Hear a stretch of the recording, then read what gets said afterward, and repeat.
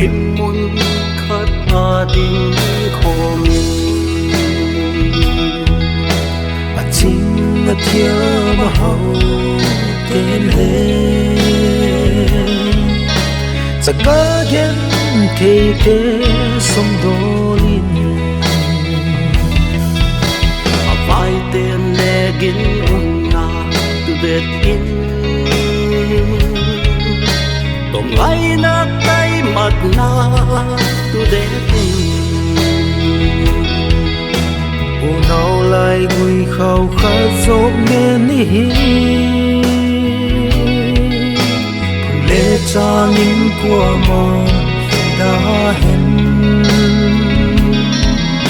xóa biu nào của man hiện đã hẹn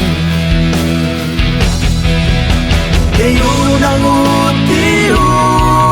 đã hẹn nàng út yêu đi lệ đã hẹn sung khát của na tiếng nghe sung khát của na tiếng nghe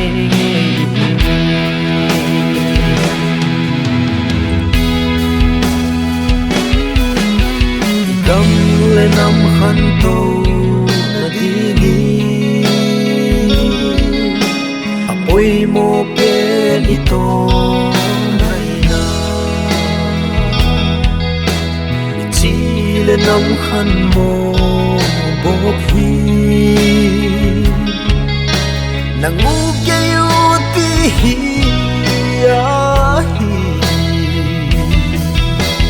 năm giờ ấy thì là tình yêu tặng vỡ xuân bút sâu pha bụi mồ inam pa bang alun thế na đi nga kin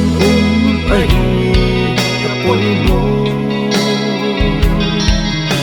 bằng kim hi thế tu vang lần phải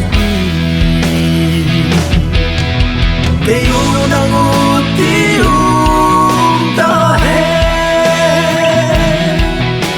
nàng út yêu đi lệ ta hết sung khát của na tiếng nghe sung khát của na tiếng nghe